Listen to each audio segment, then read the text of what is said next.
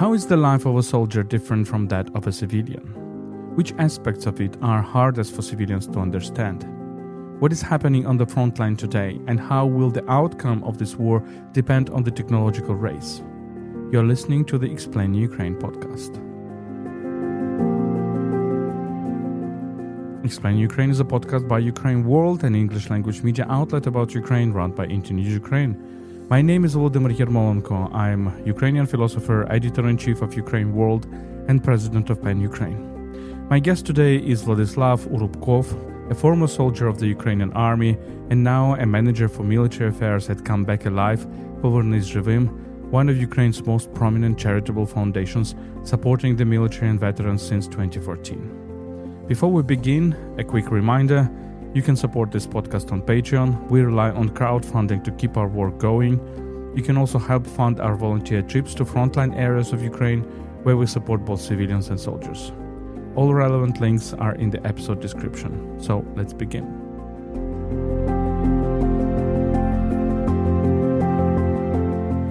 Vladyslav Urubkov, welcome to this podcast. Thank you very much. It's a pleasure to be here. Thank you very much for finding time to talk to me. So you have the experience of being a soldier, of being in the army during the full-scale invasion. Now you work for the great foundation Come Back Alive. Tell me, as a civilian, what I should know, what our listeners should know about the difference between the life of a soldier and the life of civilians. Why I'm asking this question? Because on the one hand, we understand that the experience of the war is common to everybody. But on the other hand, we understand that the experience of the soldiers is completely different than the experience of civilians, even those civilians who are living in the frontline cities or close to the front line. Thank you again. Of course, the everyday routine between soldiers and civilians is completely different. I felt it myself. During that period in the army, and first of all, I may say that the biggest difference is we called it in the army that you do not belong to yourself anymore. So you have your schedule fixed. You can't even plan something for tomorrow. But every day is could be kind of look alike like the previous one. At the same time, you do not know what is going to happen tomorrow. The army decides what to wear. The army decides what to eat, what to drink. So almost everything. And it could be easy for someone because you don't need to think about so many things that are really usual for us as a civilians. But there you should think only about like doing the tasks, combat tasks, or non-combat tasks as well. And of course, it is, as I remember, it is really you are living in this constant expectation of something, and this expectation, of course, does not correspond with something good. So you are always waiting for something bad. Unfortunately, I remember it like this because I was a deputy commander, so I was an officer, and I remember having my phone nearby or having my walkie-talkie nearby, and I understood that at any time, at any second, I can receive that order, and I should make my guys go into the combat tasks. And of course, I was a bit afraid of it, but at the same time, I needed to think how to prepare them for this moment as good as I could. So probably this.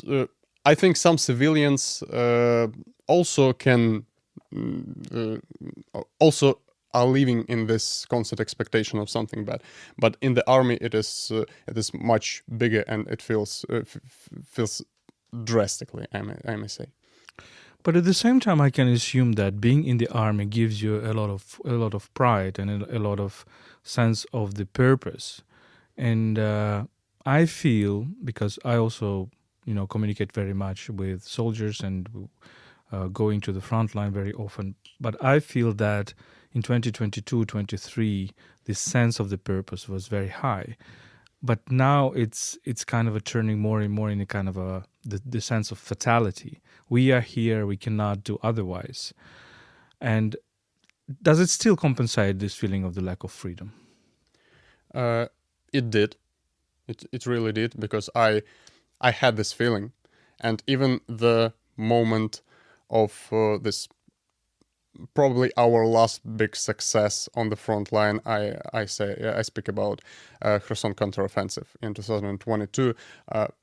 Fortunately, I was a participant of this, and I saw this deoccupied cities, and I saw this these deoccupied village. I saw those people, and even that moment was really it made everything for me. Even right now, I remember, and it was a pleasure. Since 2022, and especially since 2023, it became really hard routine for the soldiers, because war is changing every day, every week, every month. This also informational background is changing, unfortunately, especially this mobilization issues and some problems within society that probably we could not prevent it, because every society during the war could have had these problems. So probably we have another motivation.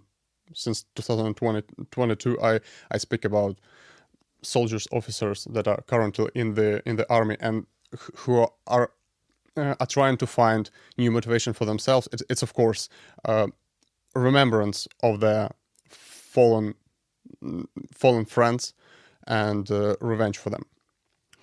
You speak about this liberation, and I can tell you that every time we go to deoccupied, liberated areas, be it in Kharkiv region or in the south, in Kherson and region, and we ask people to remember those moments when, for example, in Kherson, when suddenly they understand that they are liberated, they start crying from happiness and from these happy moments. And I always say to the foreigners, look, if you want to know what is the difference between occupation, between the Russian presence and between the Ukrainians liberating these territories, just talk to people and just see how Ukrainians were meeting the Russian occupiers in Kherson and how they were meeting Ukrainian army, and that's a big difference.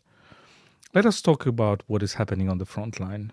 So the general understanding which is abroad, which are looking at the map all the time, and I see this, TV programs, look at the map, look at the map, look at the map. And they see that the map is not moving, right, much. At the same time, here in Ukraine, we, of course, every day we receive this or that informations about Russians advancing a little bit. And we see that talking about Kherson, that Russians already bombard the highway from Mykolaiv to Kherson, talking about Kramatorsk. We see that it's becoming even dangerous to go from Slavyansk to Kramatorsk on the highway, or even from Izum to Slavyansk. How would you describe what is happening on the front line? First of all, I may a little bit disagree about this map not moving, because I was born and bred in Donetsk, and therefore since 2023 it is huge Russian offensive that is happening after 2 years. It is still happening, and they keep pushing and pushing every day since probably October 2023, and therefore, every inch of that map is painful for me in terms of the Donetsk region. But at the same time, I understand that it is kind of a miracle, and it is enormous for us still be there in Donetsk region, to still hold those cities. To describe it in more military way, I may say that we are actually having this strategic defense operation. Strategic defense operation means that we cannot, unfortunately, stop all of the Russian offenses at every point on the front line, but at the same time we want to make them having so much losses that in comparison to probable territorial gains, it is nothing. So if they can lose hundreds of people for the village, and of course they occupy this village, but there is no really, all the houses are destroyed, no people inside, because they were unfortunately civilians, either evacuated or unfortunately died in this village. So we do not want such kind of strategic defense operation, but we do not have another option right now. The second one is, of course, these changes that I previously mentioned, because even probably someone could tell me right now, I mean, officers and soldiers on the front line, that when were you serving? 2022-23. So you don't know the war nowadays, and I can agree. Even I went there twice a month, probably, since during my work at Comeback Alive. And at the same time, I can really agree that I cannot even imagine how the war is changing. Just on the nil kilometer, and only now we're starting to understand it, because these highways that you mentioned, we do use them for the logistics, or for the goods that we provide to the army every month. So of course now it is much more dangerous, even to plan something 50 kilometers from the front line. I cannot imagine what people just there in the trenches feel right now. And of course the importance of the drones raised absolutely. So the drone now is a king on a battlefield. We have really big kill zone. Unfortunately, we are not the only experienced drone users on this battlefield, because Russians are really learning very quickly. So they have also some kind of success there, because they are not behind us very much. And at the same time, they still have enough manpower to make those just human assaults, I may say that. Probably not hundreds of people at the same time, but small groups. And now they started to, they invented this tactics of infiltration. It is possible for them because they have much bigger amount of manpower, so they can send one or two people that are going through our front line. That is, of course, not so full as probably in 2022, because it is just dangerous to be there for like 10 people at one trench. It is impossible. It is not the story of nowadays anymore. So they can go like 3, 4, as we saw it in August, 10 kilometers behind us, and appear there. And there it is our artillery, it is our drone pilots who are not really expecting, or previously they were not expected to see someone, enemy there. And this tactics of infiltration, it is again slow occupation of our territory. It does not let Russians for any really big breakthrough, because for breakthrough, if we speak about 12 or 20, 30 kilometers or 50 kilometers per day. Remember the beginning of the full-scale invasion, when their armored vehicles, they can make their way from Mykolaiv to Bashtanka and then to Kryvyi Rih in just one day, almost without stops. It is impossible right now, fortunately for us. But at the same time, this tactics of slow occupation is going on, and our main task for today is to stop it. Unfortunately, we are dealing with this since, again, October 2023, but the front line is still slowly moving, not in our positive direction. So sometimes when, for example, after Ukrainian failed counteroffensive in 23, people started talking about, okay, this war is like the First World War.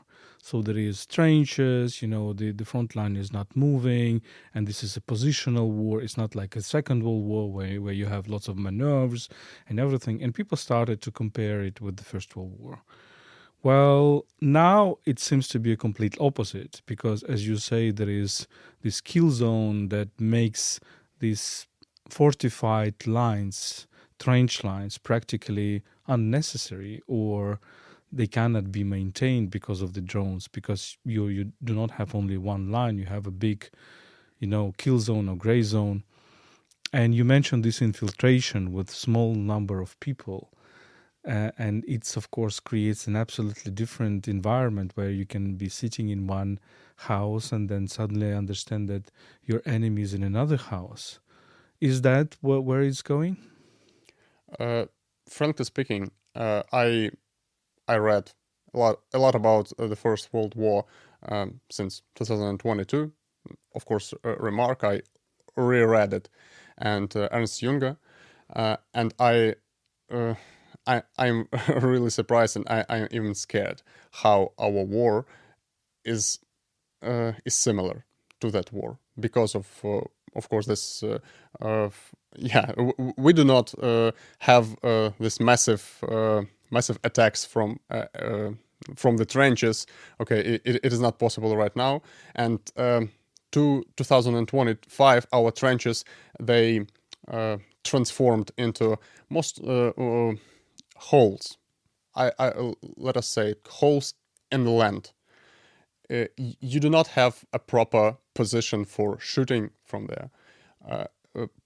Obviously, infantry is there just to hear if someone is walking through them or near them. And probably it is also necessary for infantry on the front line to hear where the artillery shellings is happening. So that they need to say the azimuth for this. It is also important. But at the same time, the tactics, it is hard to describe it right now. I think that our war will give a content for thousands of books about wars.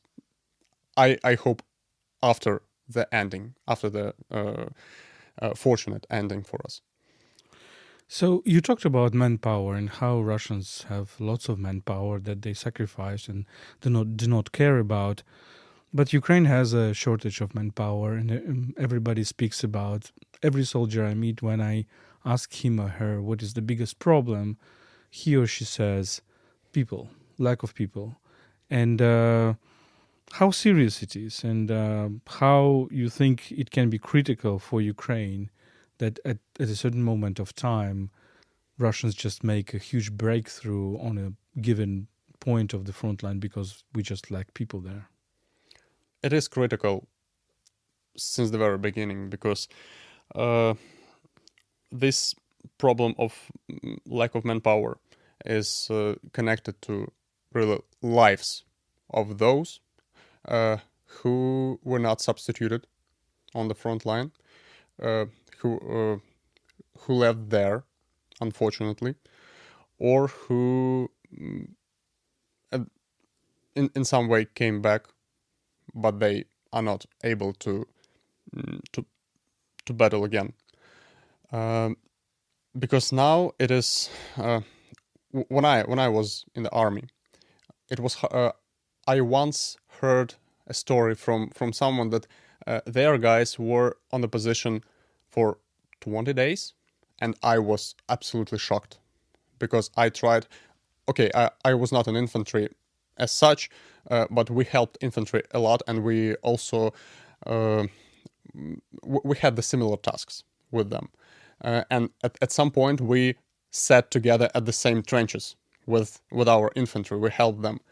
And I tried to substitute my guys like 2 days after 2, and it was quite okay. And it was in the summer, just for example. And now, people, the winter is coming, and there will be some positions where people are going to sit in those holes or trenches for the whole winter. It is even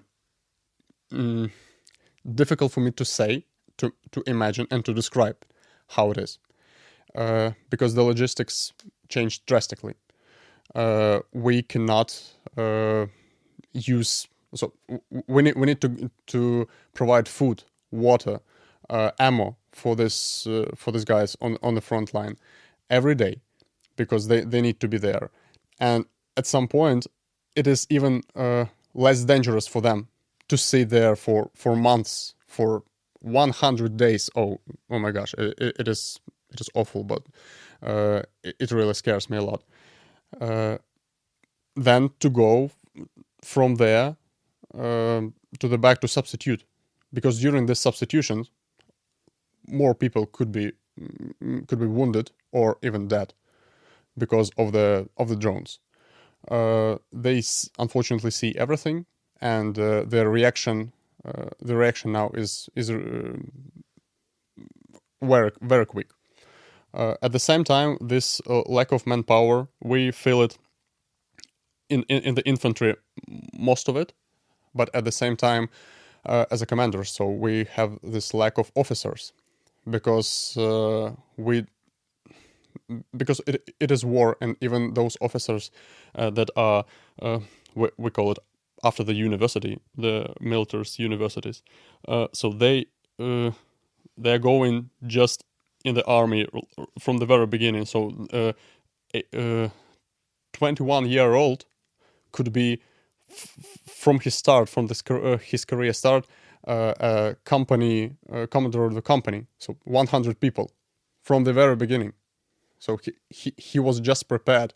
He does not have even this experience. And most of them who started as a platoon commanders, they are really at a high risk of death or being wounded, unfortunately. So we feel this. We are finding these officers everywhere. We are trying to find them in the civil society. I mean, or just in the society who just had finished universities before, or we find it among the surgeons. But the surgeons, they are different. They need to complete the tasks. They need to be examples for the soldiers on the front line, and not every surgeon should and could be an officer. And therefore, this lack of people is we feel it on different levels, on different scales. Fortunately, we want to survive so much that we manage to balance it a little bit with drones, because now there are some directions on the front line when we are holding our defense, just because we kill everything and everybody who is coming to our front line, if we may say, if we may call it like this right now. So you are heading the unit in the Comeback Alive, which is holding the relations with the military, and when you're in direct contact with them, what do these people, what do our soldiers say? What they lack the most? Their home, their relatives, their children. it is their first priority, of course, high rank priority. At the same time, they always need cars, because pickup truck is also a king of the battlefields. It is still like this, even despite so much drones in the air, but the soldiers. So we ask them, for instance, so are you using this highway after those FPV strikes? They're saying, of course, because we do not have another road. So they just pray and go, and they need to go with something. So they need these cars.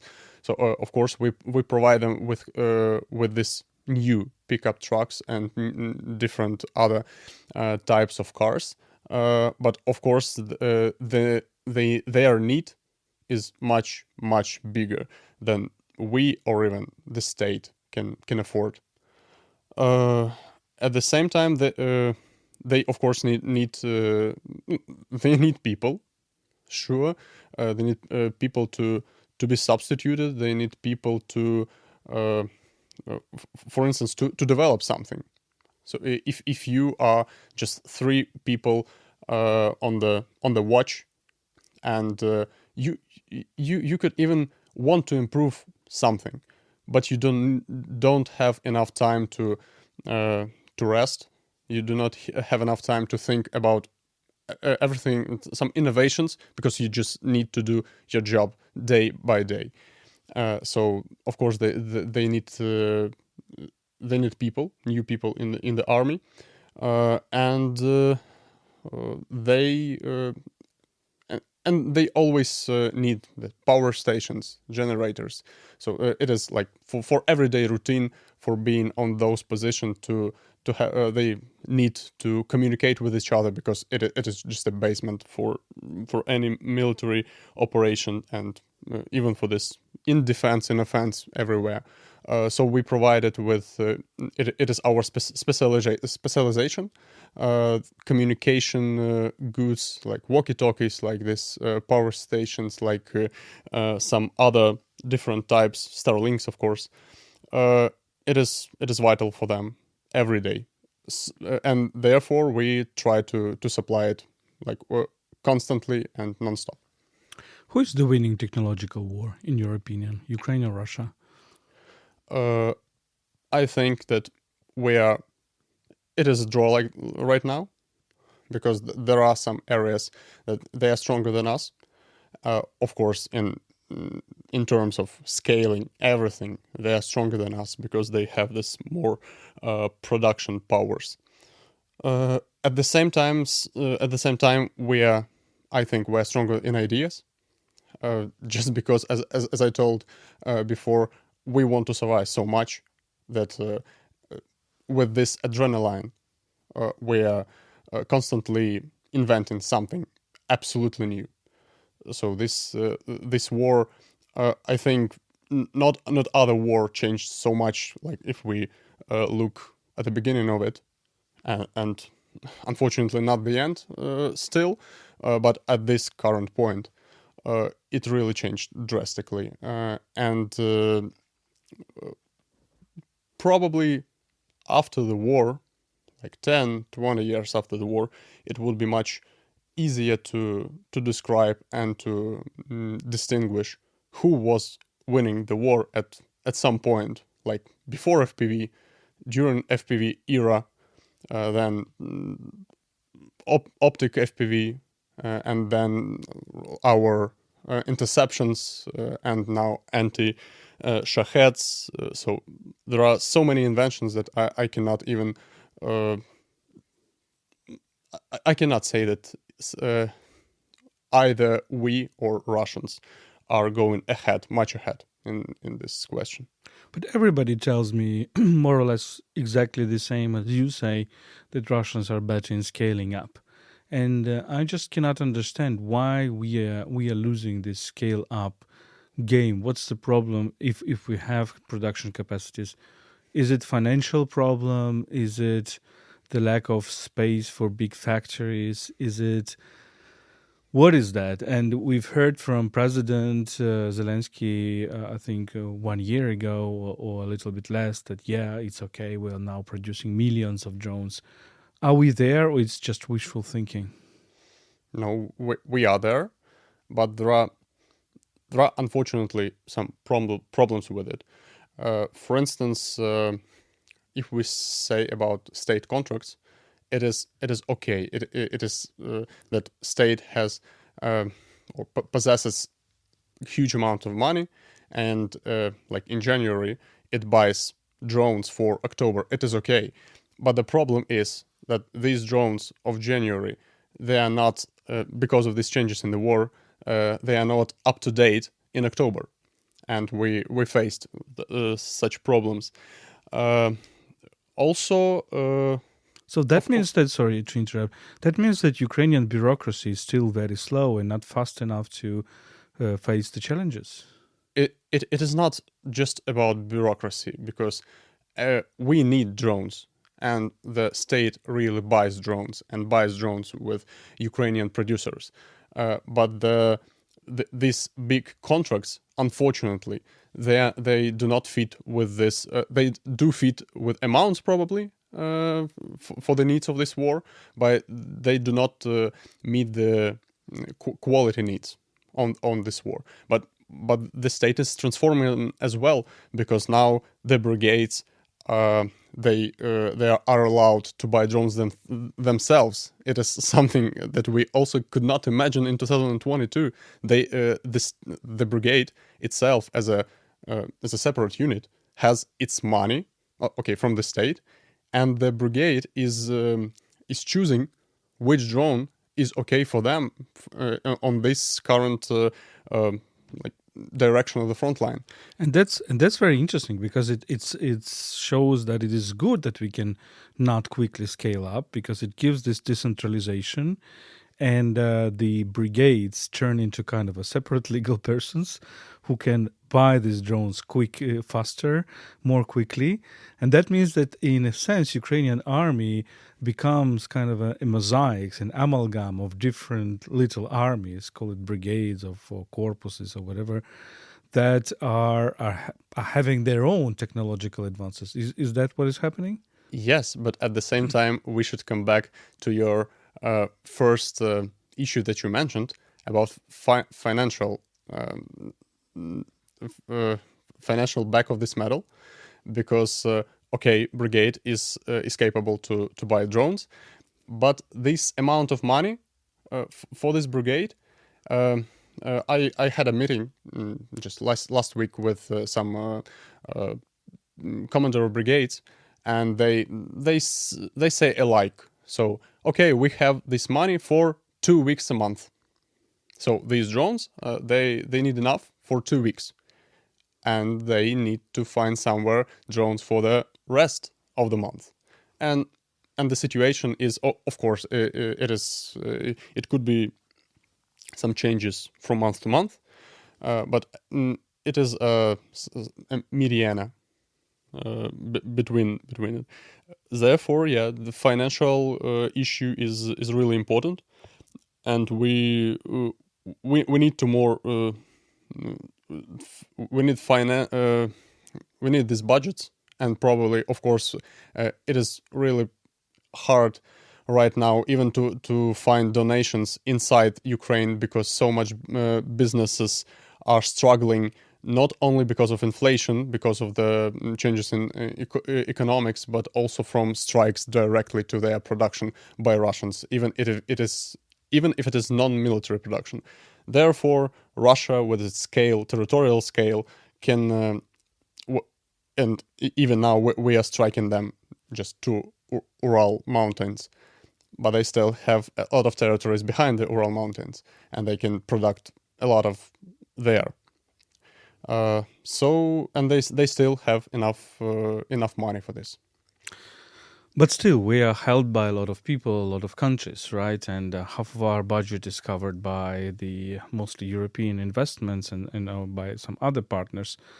And it's also, I still have the impression that we have a lot of reserves inside the country. If we make the the finance more transparent. But this is of course the longer conversation.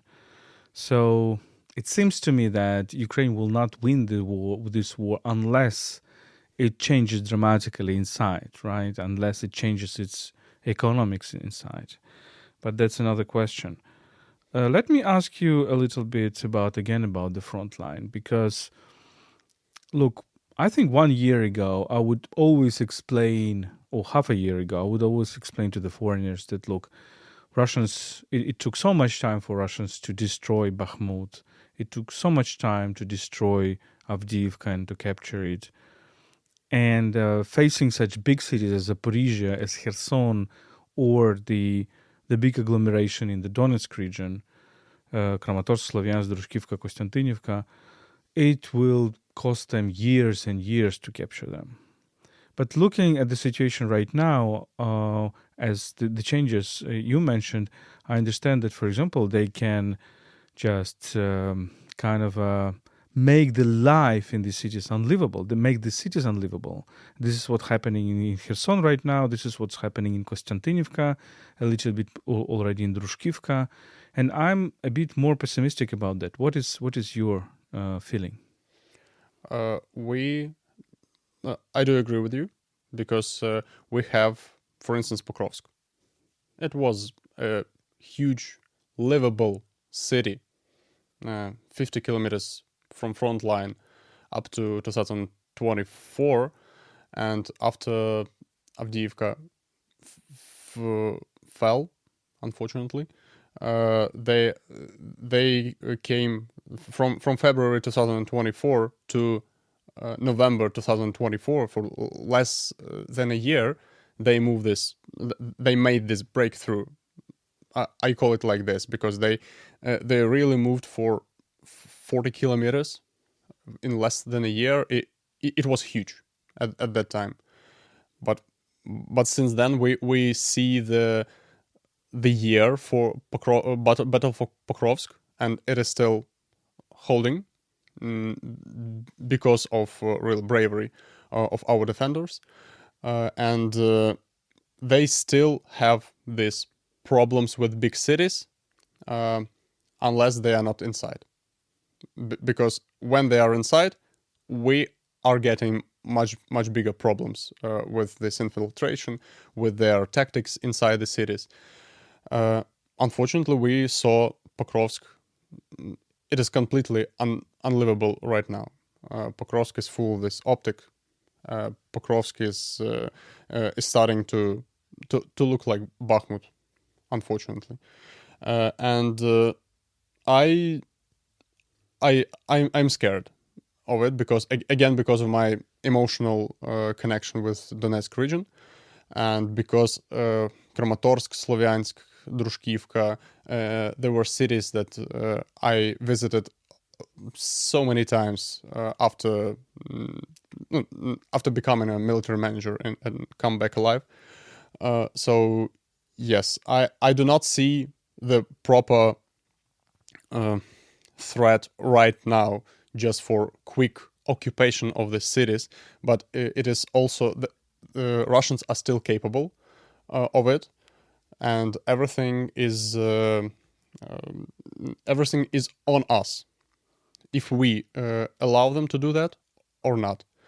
And if we speak about Zaporizhia, it also scares me, but in more long-term perspective, because frankly speaking, Donetsk region is their number one priority.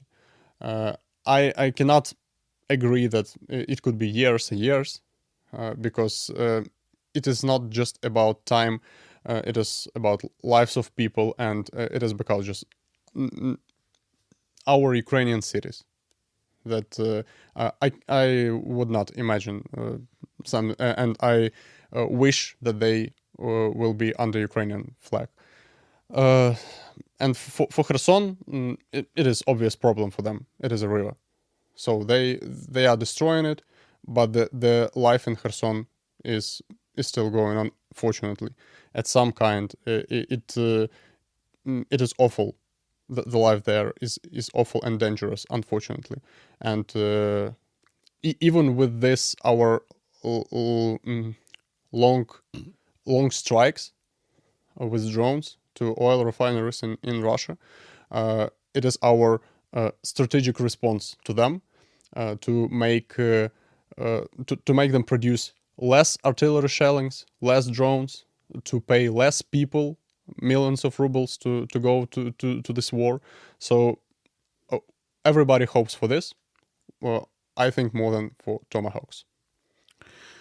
Yes, indeed. And I also have this impression that, well, we know that Russians do not take cities, they destroy them. And this was the case of Mariupol and Avdiivka and Bakhmut. Now their tactics is to cut the logistics, to cut the supplies. And it seems that it's kind of a siege of the city without actually physical siege. So they make the siege through, hitching the roads and hitching supply lines. And the dangerous side about it, that this of course forces people out of the city and therefore makes cities into a ghost cities. And this of course makes the defense of the city more problematic. Is this what is happening? Yes, unfortunately yes, because it's when Nova Poshta leaves the city, when Ukroposhta and the last pharmacy and last just ordinary store leaves the city, it is a marker. It is a big mark for the city. At the same time, we see this movement because when Pokrovsk was just under threat, but I remember November 2024, and I moved from Pokrovsk to Mezhova because a lot of units and brigades happened or appeared to be there in the Dnipropetrovsk region. I came there and there were a lot of new stores, and I bought tea there, just a cup of tea, and I saw on my check that it was Pokrovsk. So people just moved their small business from Pokrovsk to Mezhova, and probably now when Mezhova is under threat, is again moved somewhere else. And I see I see the appearance of new. We call it like back megalopolises. It was Pokrovske in Dnipropetrovsk region at some time. Now it is also dangerous to be there. Yeah, I've been there. Yeah, and you probably saw this queues. You saw the amount of cars. The markets. At a certain place, there was accumulation of cars, and I was saying, "Oh my God! I mean, this is a clear target." And what also kind of upset me very much. There is a big school, just new school, not very far away, and it was just renovated, I think, before the full-scale invasion. And there was this program of decentralization in Ukraine when suddenly the small towns received funding and resources, and the school started to look amazing and very good. And there is a huge hole in one of the walls. So it also shows this Russian world. What do you think Ukrainian partners can and should do now to help Ukraine? First of all, I would like to thank all of them just for the parts that they cope with. I mean, about helping us. They do provide they do supply our economics, so we are still not we are still capable of living just ordinary living in Kyiv and in some other cities because of their money, because of their budgetary funding.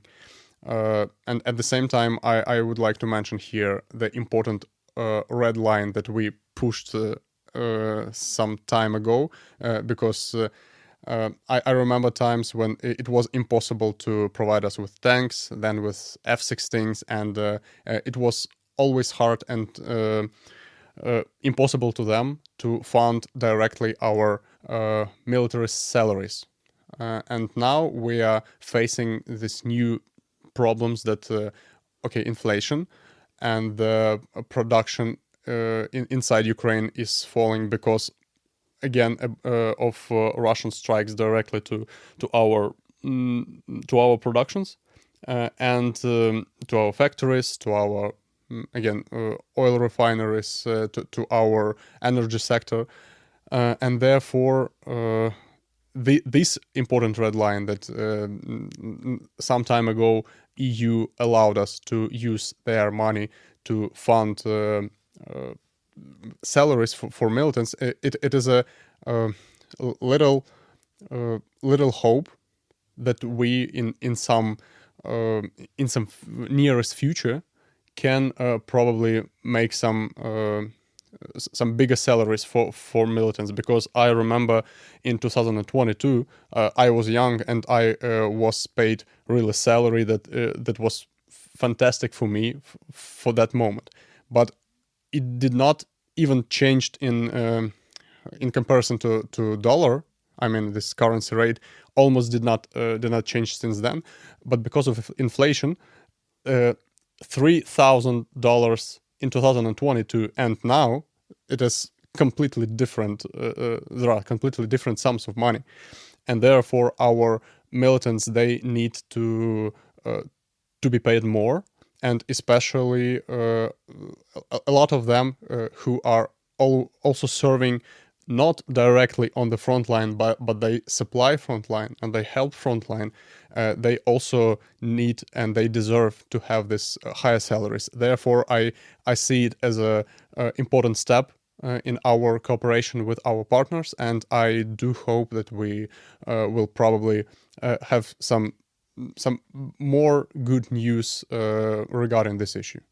Yeah, I would like to support you on this, because for our listeners, if you're a soldier not on the point zero, not on the front line, but army needs these people. It needs logistics, it needs accountants, it needs bureaucrats, and you really, spending the whole life, because you really work 24/7. As you said at the beginning, you are not a free person. You cannot have a little job there and over there, and your salary is about $400, which for example for Kyiv it's impossible to maintain a family, especially if you rent an apartment, which is probably $400 or even more. Okay, conversation is very difficult for us and for our listeners, but let's finish it on a positive note. If you have some, what gives you hope? What are the positive news? What are the good news? The good news I mentioned already. Them it gives me really not high hopes, but big hopes. It is I speak about our striking deep inside Russia. I do not have imagination that it will break Russia in some months, but it really gives result right now. I hope to this, and I do believe in our people. So I do see that there are a lot of people that are living in this war and with this war. I mean, they are still searching for money to donate. They are still searching another people to cooperate, to help the army, and to join the army, even now when it is necessary. And at some point it is even more difficult than in 2022 when I joined the armed forces of Ukraine. From the different points of view, and I think that we are still having this chance to prevail, to save our sovereignty, and to become much stronger than we were before 2022. But of course, it is a lot of work to do inside this war and after it. Vladyslav Urubkov, thank you very much for this conversation. Thank you. This was Explain Ukraine, a podcast by UkraineWorld, an English language media outlet about Ukraine. My name is Volodymyr Yermolenko. I am a Ukrainian philosopher, editor-in-chief of UkraineWorld, and president of PAN Ukraine. My guest today was Vladyslav Urubkov, a former soldier of the Ukrainian army and now a manager for military affairs at Come Back Alive, Povernys zhyvym, one of Ukraine's most prominent charitable foundations. Let me remind you that you can support UkraineWorld on Patreon. We rely on crowdfunding to keep our work going. You can also help fund our volunteer trips to frontline areas of Ukraine, where we support both civilians and soldiers. All relevant links are in the episode description. Thank you for listening. Stay with us and stand with Ukraine.